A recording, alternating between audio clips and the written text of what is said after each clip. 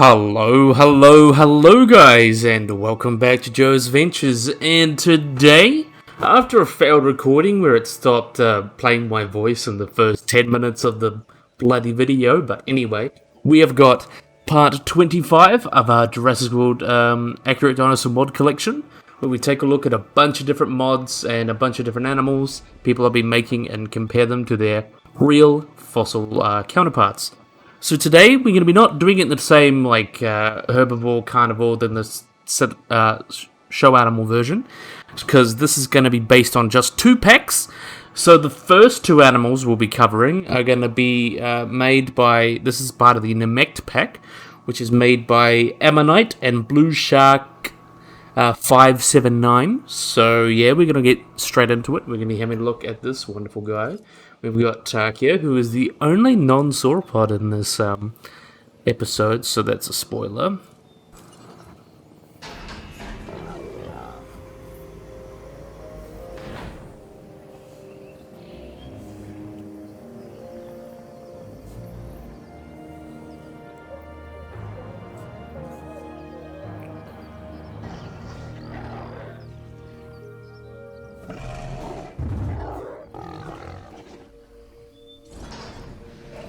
So, looks like he's gone. Is he going for a drink or is he going for a feed?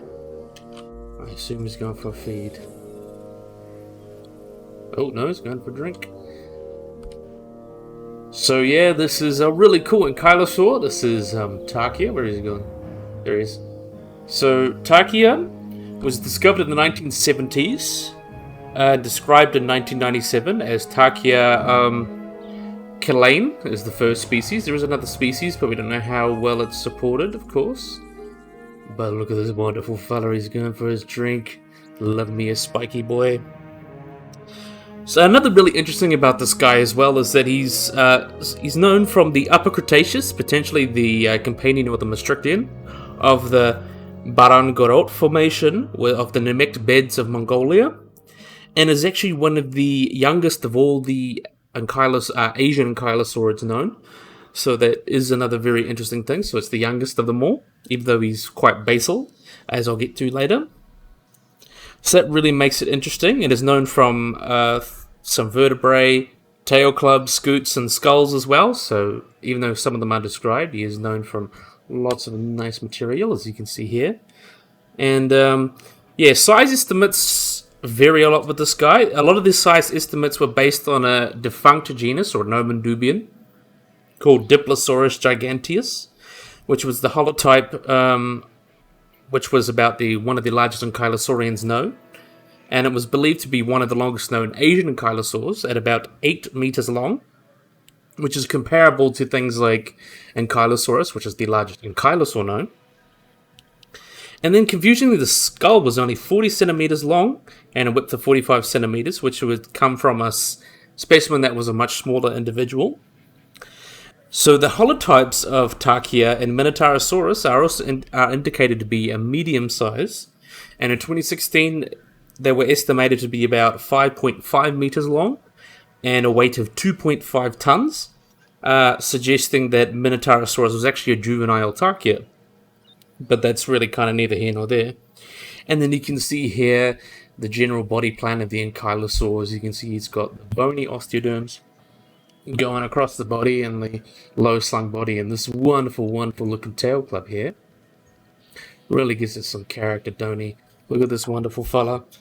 And there was actually a 2016 redescription as well that was described a bunch, had a large brain case and all that. Very, very interesting. And in terms of its phylogeny, it was considered to be a basal ankylosaurian. So there was believed to be 2 different clades, of Asian and North American ankylosaurs. So that would include Sarkia and also other Asian taxa such as Sasantosaurus, and then there'd be the American groups such as Ankylosaurus and Eopocephalus. But it seems like actually, even though he was quite young, he was a basal member to the tree, so it would have been an ankylosaurine on its way to become an ankylosaurini, and is related to animals like Sarkia as well, and Zarapelta, so that's pretty interesting. And yeah, So the rocks that this guy was found in were much likely like dune and interdune environments with these small lakes and seasonal streams. And we know it was a desert animal because of that. And they were also believed to be well-watered forests where it lived. And there's actually evidence of Tarbosaurus, the Asian relative of Tyrannosaurus, with tooth marks in the skulls and other bones of these guys, suggesting that they actively preyed upon Takia and other animals like that. It's a really, really wonderful animal if you look at him. Really, really cool. I'm a big fan. Look at this wonderful fella. I love this man. I love him. I'm a big fan of ankylosaurs, like my boys. So yeah, now we're going to move on to our next animal. So all on sauropods now. So now we have a close relative of... Oh no, we don't have a close relative, but now we have Nemectosaurus.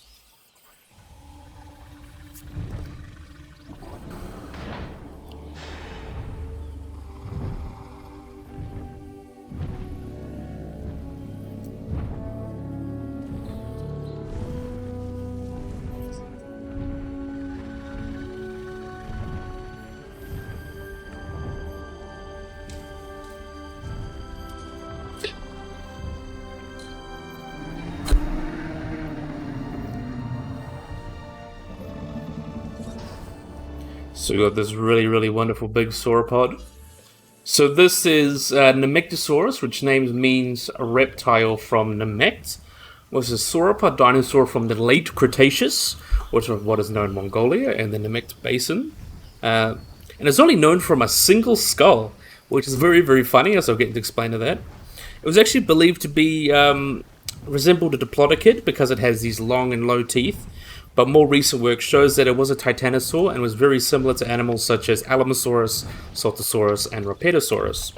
So, what's really interesting about this guy is that the skull of Nemectosaurus comes from the same bed as another titanosaur known as Osteolocolda, which is actually believed to be the same thing because it's basically only known from everything but its skull. So it's thinking, oh, obviously two and two fit, but some people have argued they may represent two different species, but both represent advanced titanosaurians, which has raised the possibility that the same animal. And looking at the different postcrania and things, another Nemectosaurus remains. That's why they've considered Osteolocolda is the junior synonym, or a type of the same thing as Nemectosaurus, which is pretty interesting.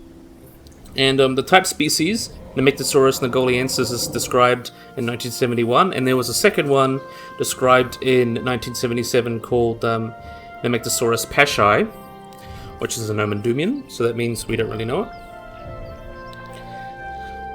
And also in 2019, there's another recent thing that happened. It was a vertebrae discovered from the next sauropod in 1949, and it was differed from the same bones as Osprocolicoda, which believes that Nemectosaurus and that guy could actually be still distinct genera. And interesting as well is that, like other titanosaurs, they have these quite slender pencil teeth that you see there, which they use for chewing and things like, well, not for chewing, for grasping and raking off plants. Dinosaurs couldn't really chew, especially sauropods, though ceratopsians and potentially hadrosaurids could chew in some extent. But yeah, we also know from what's really interesting about this guy as well, we know that it has cycloral rings, which are bony rings that you see in the skull of birds and reptiles that basically reinforce the eyes. And it seems that this guy may have been cathermal, which means it would have been active throughout the day in short intervals. And yeah, really, really cool animal regardless. So this guy was found in the Maastrichtian age, Nemect Formation, so quite at the end of the late Cretaceous, so from 72 to 66 million years ago, and was one of the last sauropods known, living in the lush river deltas throughout the ancient sands of the Gobi Desert, and it would have coexisted with animals like Gallimimus, Mononychus, Velociraptorine, Adasaurus, and Therizinosaurus, and would have also lived alongside the Tyrannosaur Tarbosaurus, which was estimated to be about 40 feet long, and would have allowed the size of the adults would allow them to protect themselves from Tarbosaurus, but the babies were probably prey for Tarbosaurus. So yeah, really, really cool animal. I think he came out very, very well. Look at him go. We'll just leave him to have his drink in his own time. But anyway, so now we're moving on to the sauropod pack. So all the animals coming so far will be from the sauropod pack, which was done by Kev's Creative Art and JWS 51203. So we're going to be starting with a really, really cool little guy. We're going like right to the beginning of the evolution of sauropods. We have got Panphagia.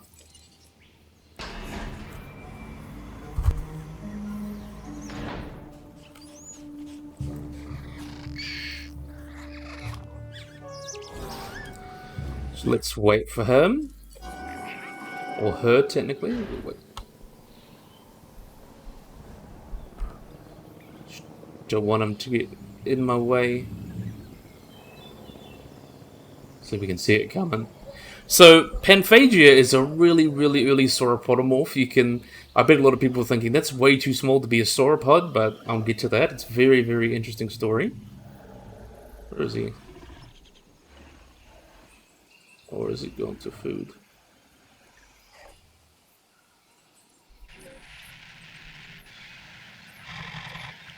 Oh, there he is. Interesting. So let's have a look at him over here. I didn't expect him to go over here, but we'll have a look. So let's just find ourselves in a good poor spot.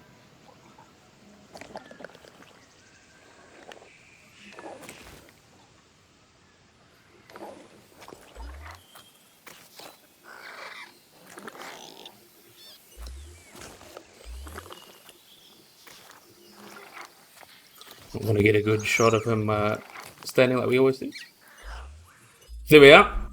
So this is a really cool little guy, Panphagia. So this guy was described in 2009 and is from the Carnian age of the late Jurassic, from the Ixtaquisco Formation, from the Ixtaquisco Villa Union Basin, which is in Argentina, I believe, northwestern Argentina. And its name, Panphagia, means all eating, so pretty much, and it tells you it's inferred omnivorous diet, so that's pretty interesting. And Panphagia has a very, very interesting history as being one of the earliest known dinosaurs, and is very important in the evolution of these dinosaurs, since it's one of the oldest known, and shows how the sauropods were changing from their carnivorous diets to the herbivorous ones. So, as I mentioned, was found in 2006 and 2009. Was described from Argentina, the Ixtaquisco province. The bones were estimated to be 231 million years old. So that's the early Carnian of the late Jurassic. And the bones that have been found with this guy is basically a disarticulated remains that includes like skull, vertebrae, pectogirdle, hind limbs, things like that. And is from a partially grown individual that's about 1.3 meters or 4 foot 3 inches long. That's pretty interesting. So, in terms of where it fits on the evolutionary tree, this guy is considered the most basal sauropodomorph due to a lot of features, especially in the ischium and the scapular blade, that distinguish it as a sauropodomorph. And it's also pretty similar things like Eoraptor as well, which is pretty interesting, with like hollow bones and things like that. And yeah, this is basically one of the first animals in the sauropodomorphs, where this guy was kind of transitioning to that diet before it goes off and becomes the sauropods that we know and love, like Argentinosaurus and Diplodocus and Brachiosaurus and animals like that. So that's really, really cool. And the reason it got Panphagia is it's got a very, very omnivorous diet, which is believed to be transitional as it moves from. And also have, weirdly, the teeth at the back of the jaw are shorter than the front ones, and a leaf shape, but they also have more marked striations. So it's trying its best to be its own thing. So yeah, go off and have your fun, boy. Now we're going to move on to our next one. This one has a dirty name, but its name does not mean what you think it means. We have got Pachydraco.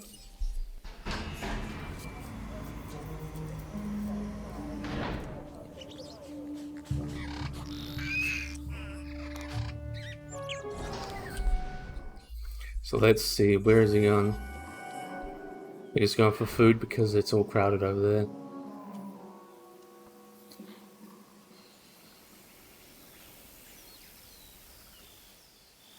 Yeah, I see him going.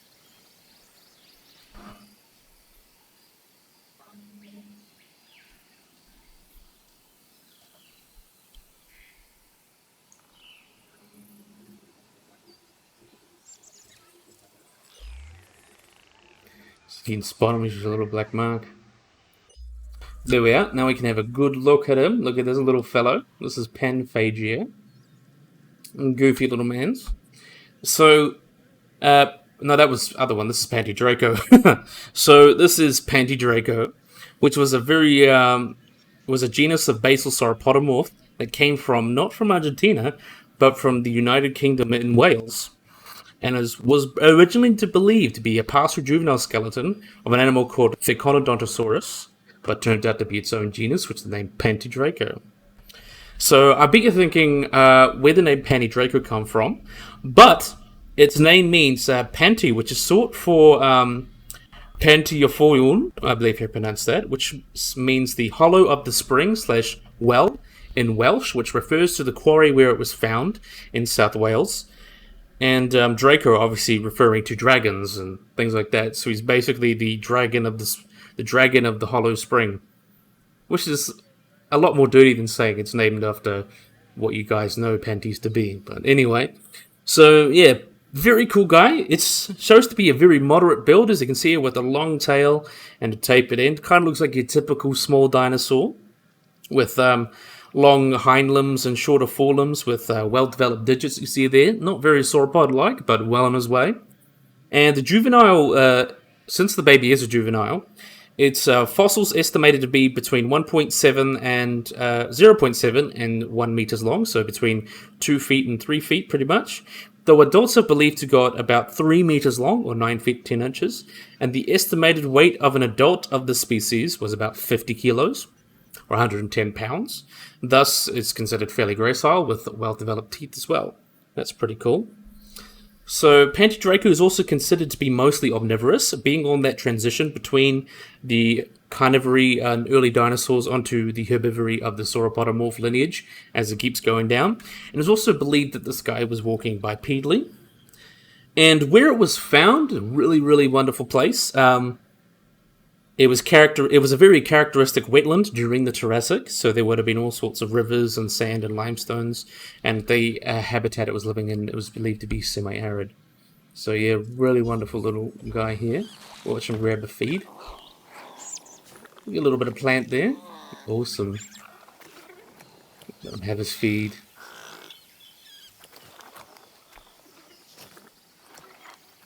Wonderful little fellow.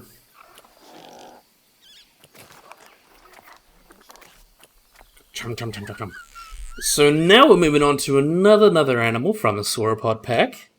We've got a very interesting fellow. So we have got Galaciosaurus.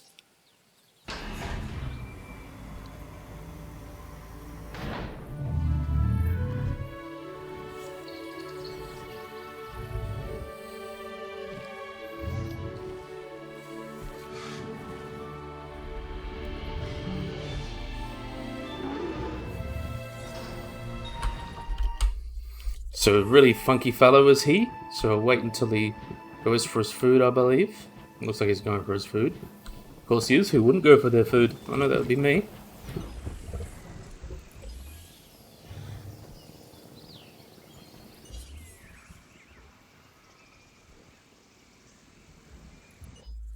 Okay, let's have a look at him now. So this is Galaciosaurus. So this is a genus of mesospondylid sauropodomorph that lived in the early Jurassic period from what is now Antarctica, and is known from a partial hind limb along with some other referable material, and is believed to the largest specimen indicates that these guys got to about of a size of 6.25 meters, or about 20 feet long, and 590 kilograms, or 1,300 pounds. So, as I mentioned, it was discovered in the kind of siltstones and mudstones of the lower part of the Hansen Formation, which is in Antarctica. and its name means Galaciosaurus, so that means in Latin icy or frozen, and saurus means lizard, so it means the icy lizard or the frozen lizard. I like the name frozen lizard, I think that sounds pretty cool.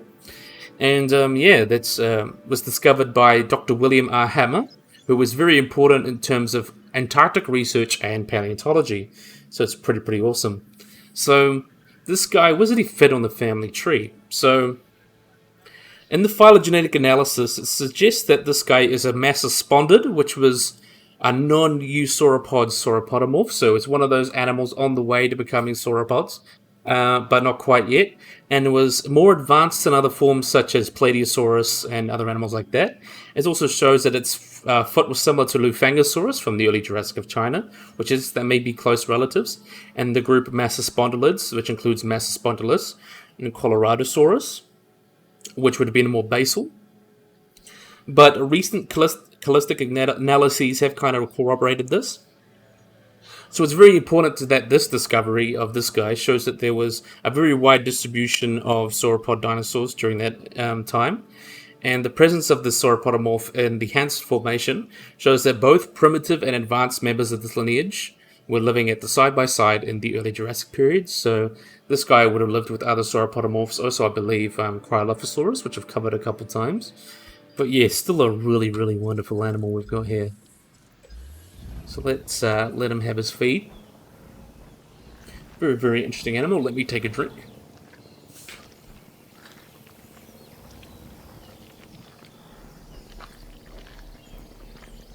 There's a wonderful fellow.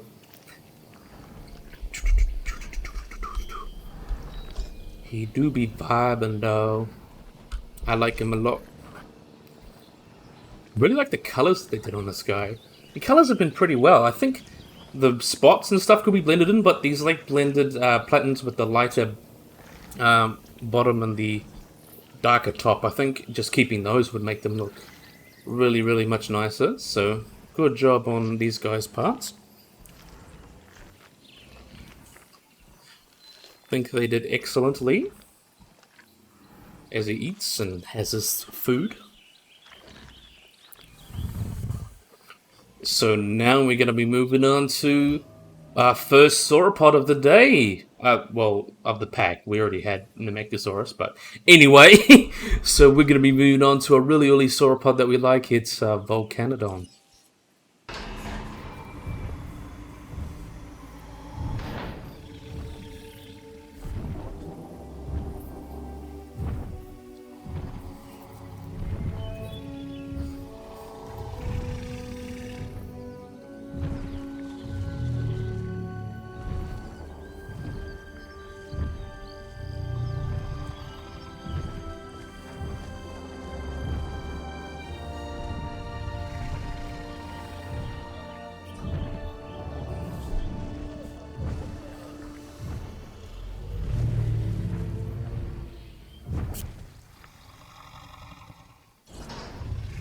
Look at this wonderful fellow.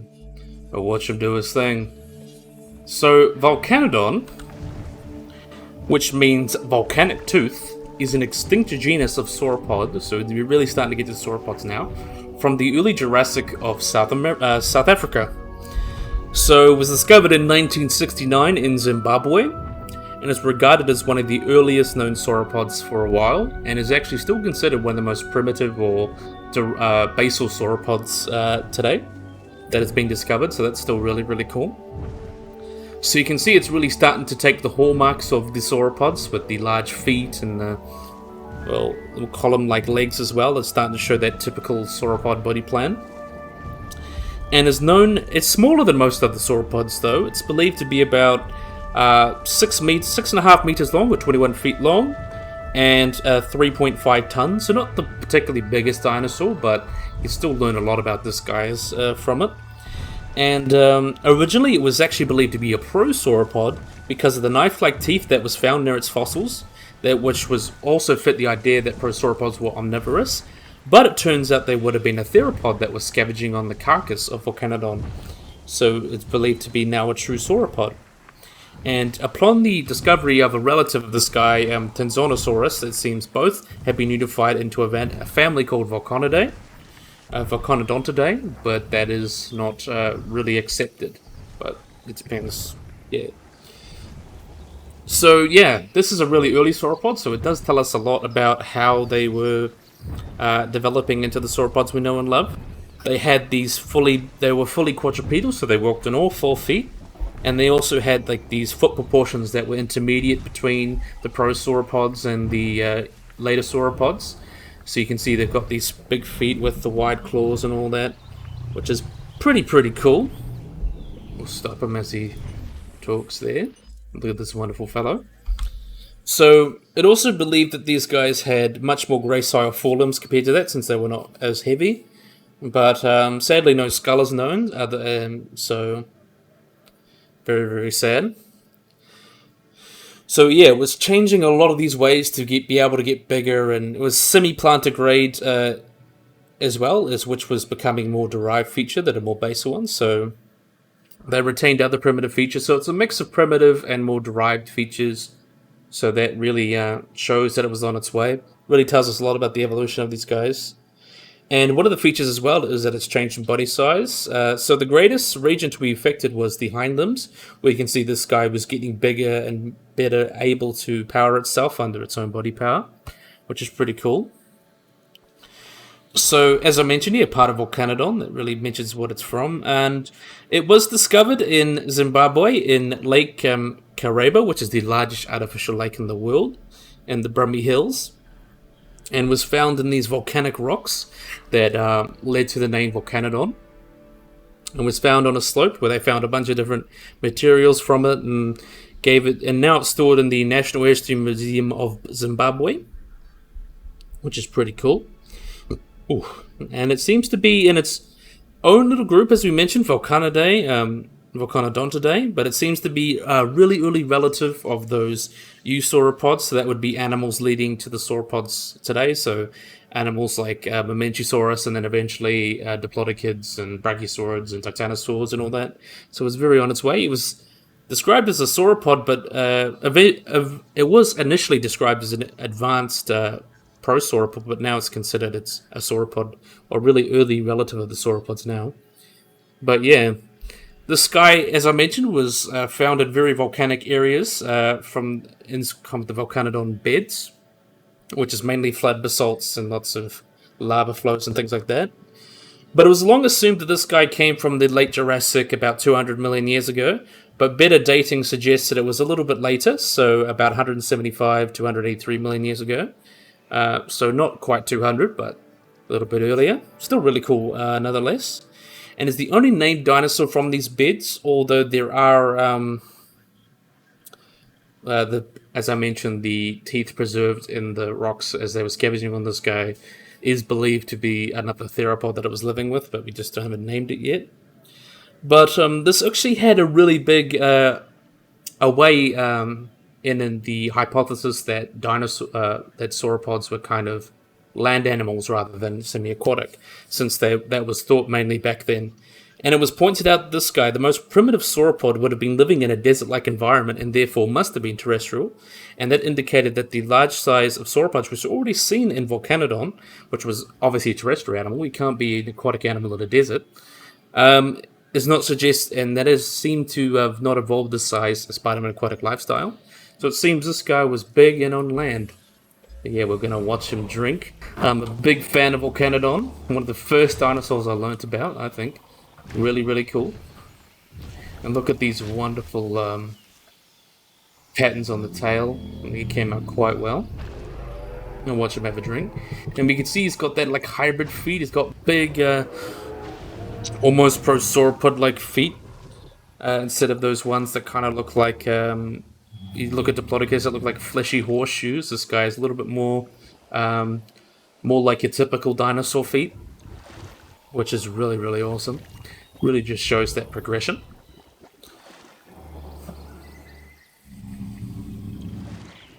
Having a good drink too. Hope he's having a good time.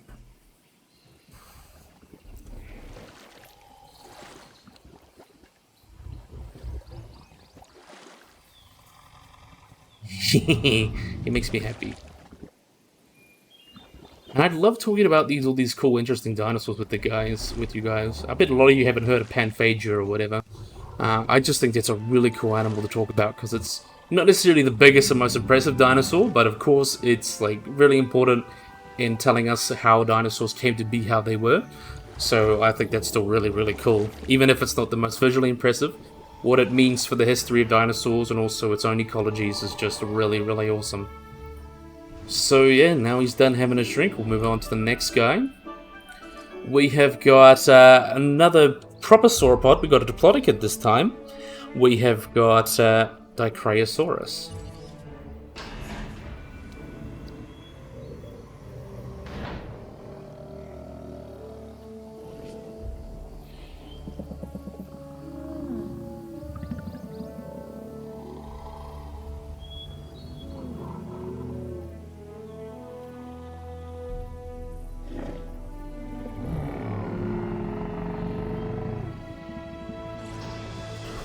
So wonderful fellow. I wonder what he's going to do.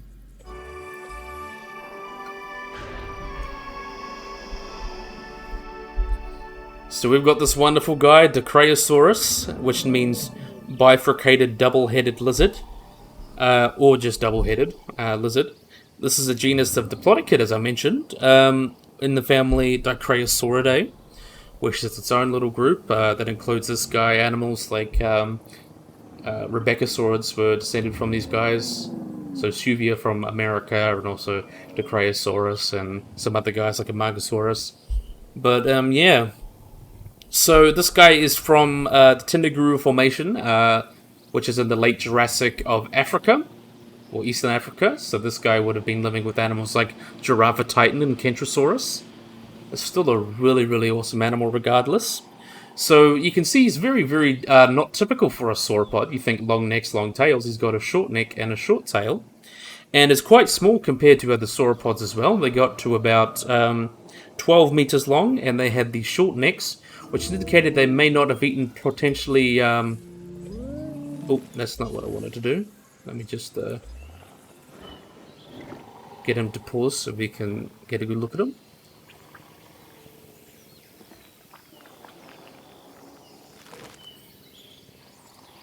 I'll have to wait until he's finished eating, but no, we'll just go with it.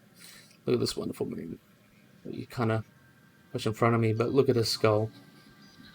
So yeah, this guy was about 12 meters long and had these 12 really unusually short vertebrae, which indicated that it may have fed no more than 3 meters off the ground, so a low-level browser. And it also lacks you can see that whip-like tail that was found in many other Diplodocus, which was really, so this is like its own little weird family. And it's also quite a bit smaller than most Diplodocus, only about 12 meters long, or 39 feet long in length. And was still among the largest known from its group, so it's still a pretty large member of its group, even if it's small for a sauropod. And it's got its name, the Dicraeosaurus, or the bifurcated lizard, is that it has these really, really weird tall neural spines protruding from its vertebrae, which got its name, but they were not straight in some members, and in fact they formed a Y shape. And the hypothesis is because this would have been able to provide muscle attachment points on the bone, so that it could better attach muscles to the neck, so it could eventually hold it in better positions or whatever. So yeah, as I mentioned, this guy's from the Tendaguru Formation. So this guy would have been living with animals like Giraffatitan and Kentrosaurus, and it's believed there would have been a lot of niche partitioning going on with these guys. They would have been feeding on mid-levels, while Kentrosaurus would have been more of a grazer, and animals like Giraffatitan would have been browsing on the top of trees. Though there are many other animals known from that formation, so there's going to be lots of niche partitioning there. But I gotta say, I love the colours on this guy. He did really, really well. The Brachiosaurus, I think, is a very, very cool animal. Let him go off and do his thing. So yeah, now we're going to be moving on to the second to last animal. And we have got Brachiosaurus, a very, very interesting little guy.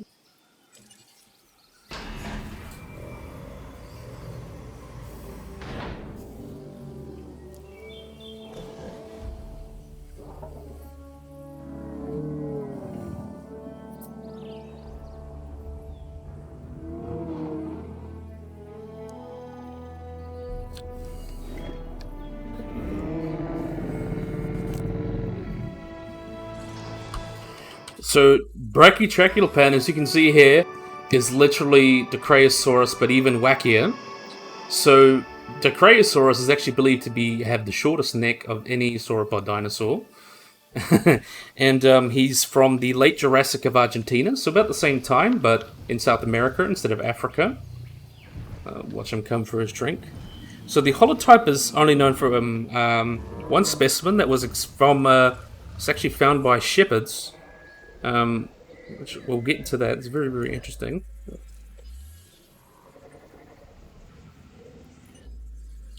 Oh, he's still running. There we are. Look at this wonderful man. Wonderful fellow. So yeah, he was found in a fluvial sandstone from the Calderon-Calero Formation from the Chicxulub province in west central Argentina, which is in South America. But it was very incomplete. They had quite a few different bones, such as the tibia and the fibia and the ischium and a bunch of different vertebrae, things like that. So sadly, it lost most of its was eroded during prior to being discovered, but we still haven't know a lot about this animal, so that's cool. So the type species of this animal is Brachytrachopan messi, which comes from two different really interesting sources. So the specific name, the species name, comes from Daniel Mercer, who was the local shepherd who discovered the specimen, so it's a really good way to honor him. And the genus name is translated from short-necked Pan, which is Pan being the god of shepherds. So funny, he was found by shepherds, so protected by the shepherds. So I think that's really, really cool. So you can see here, he's got a very, very short neck, which is actually 40% shorter than other Dicraeosaurids, which already have short necks, and it's the shortest of any known sauropods, which shows that this guy was filling a very, very interesting niche where it lived. So it would have been similar as other sauropods and small for other sauropods. This guy got no more than 10 meters long and had a high degree of fusion between the inertial arches and the centra, which suggests that this guy was definitely not a juvenile animal. So the holotype that was found is definitely an adult, so they didn't get much more than 10 meters long. That's really, really interesting. So as I mentioned, it's a Dicraeosaur, so it's related to animals such as Dicraeosaurus and Amargasaurus and Sawasia from North America. So it's very interesting. It seems to form a sister group related to the late Jurassic African taxon Dicraeosaurus and Amargasaurus from the Lower Cretaceous, which seems to be there was a large rapid evolutionary radiation of these guys from the Middle Jurassic. And these guys would have continued in into the Cretaceous in the South America, with animals like Amargasaurus and Brachiosaurus and a few other animals like that. Though it seems that this is really interesting in terms of their ecology. So it seems that these guys were, instead of getting longer necks that you see in animals like Titanosaurs, Diplodocus, and Brachiosaurids, these guys were adapting for low browsing, which had been seen in Amargasaurus and Dicraeosaurus, also Brachytrachopan, which indicates that these guys may have been low browsers, grazing no more than 3 meters in height, which is pretty interesting. So this would have placed them in the same ecological niches as the low browsing iguanodontian ornithopods. And since these guys were mainly absent from the late Jurassic of Gondwana, it seems that these guys were convergently evolving to be like those animals. So as we see the iguanodontian ornithopods coming up in Asia, Europe, and the Americas, or North America, in the Gondwanian lands such as Australia, Antarctica, South America, and Africa, a lot of these animals would have been evolving to take the same niche, even though they're quite distantly related. So I think that's very, very cool and talks a lot about convergent evolution. So I think that's pretty awesome. So we're going to watch this guy have his drink now. I think he's earned it. Wouldn't you agree? And I just love his short neck. Brachytrachopan's such an interesting animal. Watch him have his drink.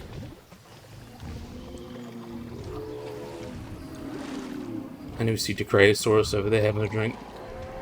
So these guys lived at about the same time. Just this guy's from South America, Argentina. This guy's from East Africa. Really, really interesting. And close relatives too. So yeah, I love these guys. But now we're going to move on to a really animal that I really like. So this guy, we're going back to the prosauropods. So this guy is called Lear Mahadi. So we'll explain to him and why he's so interesting.